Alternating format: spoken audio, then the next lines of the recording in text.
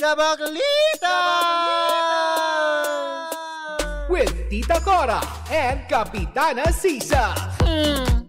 Same, pero iba! We are number 106.7 Energy FM. Pagka, wag mong sabihin radyo. Sabihin mo. Ano sasabihin? Magandang umaga pa rin po, Metro and Mega Manila. Kapiling niyo pa rin po ako, si Kapitana Sisa. At ako naman po si Tita Cora. At ito pa rin ang Baklita sa on our last hour na nakakaloka. Hello pa rin po, Metro and Mega Manila, sa mga bumabiyahe ngayon, kaya na Kuya mong boy, na alam mo yun, naiipit sa traffic. Hayaan yung, alam mo yun, ibsan namin ang inyong pagkayamot sa pamamagitan ng pagsabing, ingat, kuya. Cool. Hanggang labas. Ingat, kuya. Bobby Bang Bang. Ang taba-taba. Ay, nakabati lang natin si Maribika, si Bang Correct. Bang. Nandyan sa likuran. Diba? Hello pa rin po sa mga nagsaselebrate ng kanilang mga birthday. Ulitin ko, Enan Bernal ng Barangay San Jose, Sitio 3, Mandaluyong City. Happy birthday sa'yo. Correct. Ano? Bati-bati na lang kami. Oo Wala ka nga. ba napapansit? Kami na nanawagan dahil ako'y malapit na din yung birthday ko. Correct.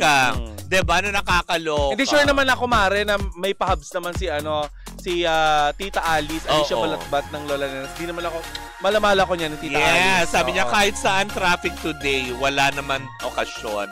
Well, masanay na tayo. Kasi Pilipinas, Chito, Aquino. Yes. Tama naman yan. Totoo naman. Nakakasanayan na lang natin yung mga hindi dapat. Nakakasanayan natin yung mga nakakahiyang bagay na dapat hindi nararanasan. Diba? Katulad yung pagnanakaw. Diba? Nakasanayan na lang din natin. Wala rin tayong magagawa eh. Ganon, talo-talo kayo. Diba? Yung mga tipong, oo, kaso, investigasyon. Pero ang ending, wala rin naman makukulong.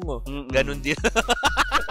Hindi totoo naman, diba? Ewan ko naman silang tanggalan ng hope. Sas, Mare, panahon pa ni Senator Miriam Defensor Santiago pa. Di sana, dami na kongresista na nakakulong, no? Diba? Iilan lang, yung naturo. Pero Mare eto ng ating Baklita sa Chief Filomeno. Mare, nagsalita na tungkol sa kinasasangkutang issue hinggil sa hiwalayan nila ng kanyang kapamilya actor boyfriend or ex na si Jake Cuenca. Totoo ba? Oo.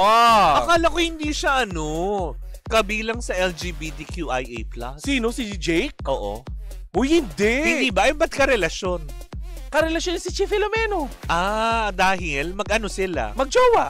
Magjowa? Si Chief Filomeno sa Showtime yung magandang babae. Okay. Akala ko Chief Filomeno. Pagkaisip ko lalaki. Hindi. Kaya tuloy na patanong nga ako. Bakla na ba? Kaya ka naman tanong ako. Okay. Babae pala yun. Okay na, nag-connect na ito yung Bluetooth natin. Babae pala yun. Babae. Okay, alis si Balina. Nagkahiwalay na sila, Mare. Ang nakakaloka dito, Mare, yung pagkakahiwalay nila ay nalilink itong si Chief Filomeno ngayon sa negosyanteng si Matthew Luwilier. Oo. Kasi di ba, Luwilier yan kapag binasa. Pero yes. For us na medyo social sa lipunan, Luwilier. Bakit naman ganyan yung iyak dyan ni Jake Cuenca? Grabe naman kayo. Isa pa nga. Balik mo, tignan mo. Oo, sa mga gusto. Ay, kawawa naman talaga. Yan pala yung pangalan niya. Oo, si Matthew Luwilier. Oo, kamakailan lamang, Mare, ay pumutok na nga ang balibalitang umano'y tuluyan na nagwakas ang relasyon ni Jake at Chi matapos umanong malaman na una na nakikipag-date ang huli sa binanggit na negosyante. So, nalaman siguro na nakikipag-date na itong si Chief Filomeno. So, parang third party ba nito? May confirmation ba yun? Eto na nga, Mare, nakakaloka. Nag-post si Chief Filomeno sa kanyang Instagram account. Ipakita natin. Ano nga ba ang pinost si Chief Filomeno? Na nagde-date na sila? Sabi niya, I may be a public figure, but I'm not blank. Nawala. Ano ba yan? I've been reading. Sige nga, basahin mo nga, Mare. Masyado nang maliliit. Diba? I've been reading and sharing a lot of this past few days. And I ask that my past relationship, my toes, my knees, my shoulder, my head. Ang liliit talaga. Kayo na lang ang magbasa. But anyway, Mare. Hindi. Pinasisinungalingan yes. na wag idama yung Luwilier family. And at the same time, si Jake Cuenca na kanyang dating karelasyon. Tama naman yan. No further statement, diba? Pero Mare, alam mo, ito nakakaloka. Ang usap-usapan ngayon ng mga netizen, paano hindi papatulan ni Chief Filomeno yan? Ayan! I may be public figure but I am not public property. I ask that my private life remains private.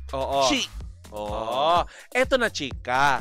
Ang mga netizen, Mare, sa pantahan ng mga chismos ang kapitbahay natin. Sa tindahan yan. Sa tindahan ni Chang Ami. Ang sabi na, paano hindi papatulan ni ni Chief Filomeno? Secured siya dyan. Luwilier yan eh.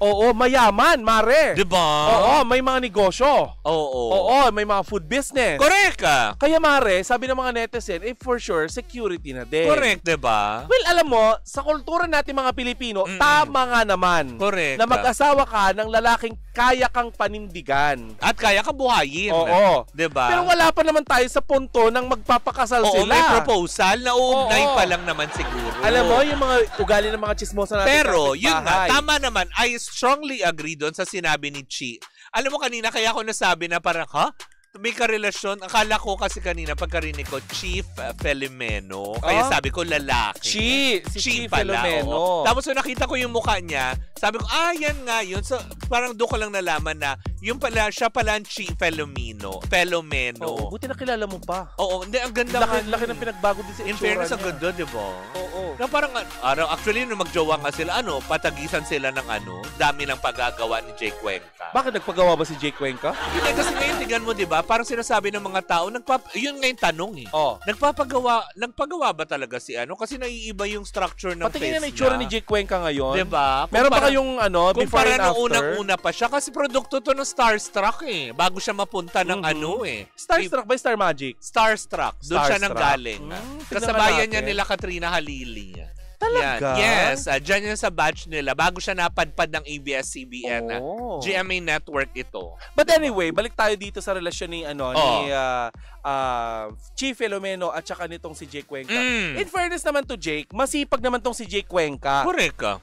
Diba kahit anong roles nga, basta may project, go, diba, trabaho. Yes. Sa Batang Quiapo nga, pinag-brief siya ni Coco Martin. Kerry! At saka maraming nagsasabi, Mare, na talagang mahusay umarte. Hindi at saka lang sa set, umarte. magaling daw to. Ang ganda ng katawan ngayon. Correct. Fit na fit. Parang never ko nakitang chumabi itong si Diba?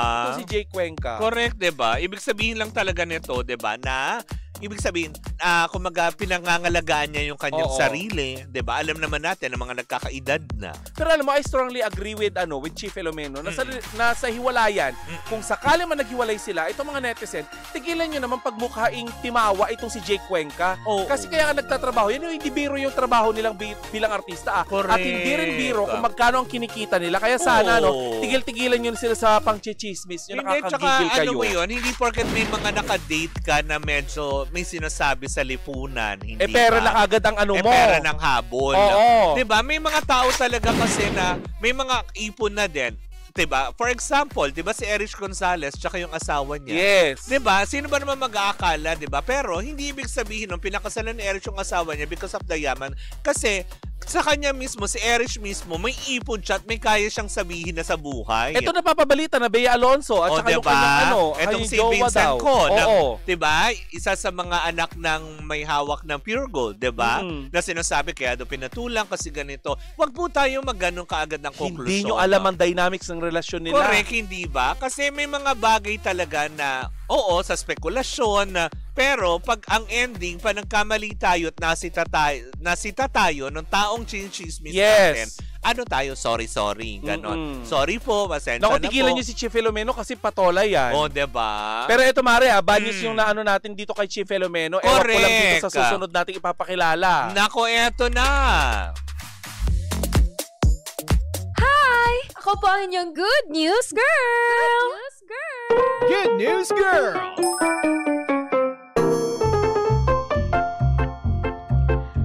Hi mga pangga, magandang araw po sa inyong lahat. Sana good ang inyong morning, afternoon at evening.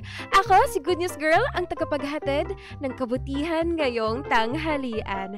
At ngayong araw, may dala akong napakagandang balita tungkol sa ating kalikasan. At ito ay patungkol sa ating ozone layer na siyang nagsisilbing shield ng ating mundo laban sa sobrang matindi na init ng araw. Kaya ngayon mga pangga, kung wala ito, madaling masusunog ang ating mga balat at magkakaroon ng apekto sa ating kalusugan. Ang ozone layer ay gawa sa 3 oxygen atoms. Ito ay mabubuo kapag ang mga oxygen molecule ay nahahati dahil sa enerhiya ng UV rays at pagkatapos ay sumasama ang mga atomic oxygen na ito sa ibang mga oxygen molecules upang mabuo pa ang ozone layer. Pero mga pangga, sa mga nakaraang dekada, dumaan ito sa matinding pagsubok. Noong 1980s, natuklasan ng mga siyentipiko ang malaki at pagbabahalang butas sa ozone layer, lalo na sa bandang South Pole. Kaya mga pangga, ano nga ba ang dahilan kung bakit nangyayari ito? Dahil sa mga chemical tulad ng CFCs or chlorofluorocarbons na ginagamit sa spray, refrigerator at aircon. Noong 1987, nagsama-sama ang mga bansa at lumagda sa tinatawag na Montreal Protocol. Layunin nito ay unti-unting alisin ang mga chemical na sumisira sa ating ozone layer. At ngayon, ilang dekada na ang lumipas, unti-unti na natin nakikita ang resulta. Alam nyo ba, ayon sa pinakabagong ulat ng mga siyentipiko, unti-unti nang bumubuti ang lagay ng ating ozone layer. Tama yang narinig ninyo mga pangga, dahil sa sama-samang aksyon ng mga bansa para bawasan ang paggamit ng mga chemical na nakakasira rito, nagpakita na ng balinaw na senyales na paggaling ang ating ozone. Isang malaking dahilan nito ay ang pagpapatupad ng Montreal Protocol kung saan halos lahat ng bansa sa buong mundo ay nagkakaisa ng bawasan ang kung anumang mga chemical na ginagamit nila at tuluyang alisin ang paggamit ng mga ozone-depleting substances. At ngayon, makikita na natin ang resulta na unti-unti na muling nabubuo ang butas sa ating ozone layer at inaasahang tuluyan itong gagaling sa loob ng mga susunod pa na mga dekada. Ibig sabihin na ito mga pangga, mas ligtas na ang ating susunod na mga henerasyon mula sa matinding panganib ng ultraviolet rays. At higit sa lahat, patunay ito na kapag nagkaisa ang buong mundo para sa isang layunin, posible pa lang gumaling muli ang ating kalikasan. Muli pangga, huwag natin sayangin ang magandang balitang ito. Ipagpatuloy natin ang pagiging responsable. Maging matipid sa kuryente, bawasan ang paggamit ng plastic, at higit sa lahat, alagaan natin ang ating kalikasan. Dahil gaya ng ozone layer, kaya ring gumaling ng mundo kung lahat tayo ay magtutulungan. Muli pangga, ako si Good News Girl, ang tagapaghatid ng kabutihan ngayong tanghalian. Sana good ang inyong morning, afternoon, at evening.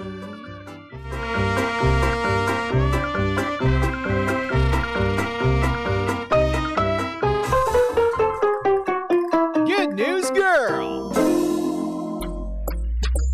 Ayun na nga. Diba? Tara! Di mo kinaya yun. So, ibig sabihin, hindi na pala natin talaga kailangan, alam mo yun. Sumisikip na yung butas. Yes! Kaya pala yun.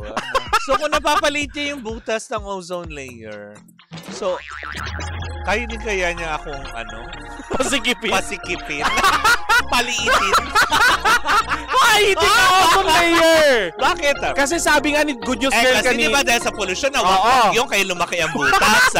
O bakit? Wakwak! O diba? Hindi na, wakwak yung ozone layer dahil sa pollution na taglay ng kung anong ginagawa Chemical. natin. Diba? Oo. So, ibig sabihin pala, dahil sa nalaman natin ngayon, alam ko na kung paano ka rin paliliitin Yung? ang mundo ko. Hindi! Sabi ni Good News Girl ay bawasan ang paggamit ng mga plastic. Correct. Ayan, mga makimikal na bagay na nakakasira sa ating environment. Uy, maraming salamat, Good News Girl. Uy, maraming In fairness, salamat. may natututunan tayo. Uy, ulitin natin sa Thursday, mapapakinggan ulit natin Correct. si Good News Girl. Mapapakinggan natin ang mga good news na balita na to. Hatid ng Good News Girl tuwing Martes at Webes po yan. Yes. Bago mag alas 12 ng tanghali. Oo. Diba? Ulitin lang natin, tigilan nyo na si Chief Filomeno. Oo. Para hindi tayo nababad news. Kasi bago tayo magtapos, meron tayong Good News Girl. Oo, diba? At least, diba? Good vibes lang. Correct. Rin yan, hindi ba?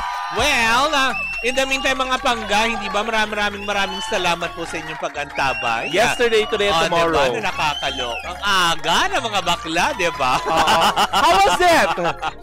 Well, second day of being yes, 2 very hours. maaga. Well, not bad. Okay naman siya ng bonggang-bongga. Oo. Diba? Nakakapag-adjust. Siguro, ito pa, hanggang buong linggo, next week okay na yan. Diba? Kaya nga naman yayahan pa rin po namin kayong lahat na ang Baklitas po ay mapapakinggan nyo na mula alas 10 ng umaga hanggang alas 12 po, pa rin po yan. Monday to Friday yan, ha? Para makipag-chismisan tayo ng bongga. Well, in the meantime, mga pangga. Dahil mo kayo, meron tayong atsara. Pagkatas natin manggigil. Tama. Diba meron atsara pag good news tayo. Naman. Na pinapagaling ang ozone layer. Naman. Sana mapagaling din yung akin. Hey, tanongin natin minsan si Good News Girl kung yung nawakwak mo bang butas sa ozone layer mo. Diba? Sa ozone layer. O sa mga wawakwak ng ozone layer. Mga demonyo kasi yung mga wawakwak ng ozone layer. Ewan ko Siyempre din ba? naman, hindi ba? Na nakakaloka. Well, anyways, ako mga panggayan po muna ang mga kaganapan na sa mundo at labas ng Showbizlandia at syempre sa outer world na. Diba? Dahil sa good umaabot news na tayo bakit? outer Kasi space. Sa good news na natin dahil sa, diba? Saan kaya makakarating si Good News Girl sa mga susunod na araw? Sa Mars. Baka yung balita niya meron ng flood control sa Mars. Oo, mali mo, nandun sila lumipat. Anyways, mga muli po ako po si Kapitana Sisa. At ako naman po si Tita Cora. And we are still same, pero iba. Tuloy-tuloy pa rin po ang ating tugtugan. Siyempre, dito po lamang yan sa number 106.7 Energy FM. Pangga, wag mo sabihin radyo. Sabihin mo! Huwag na sabihin.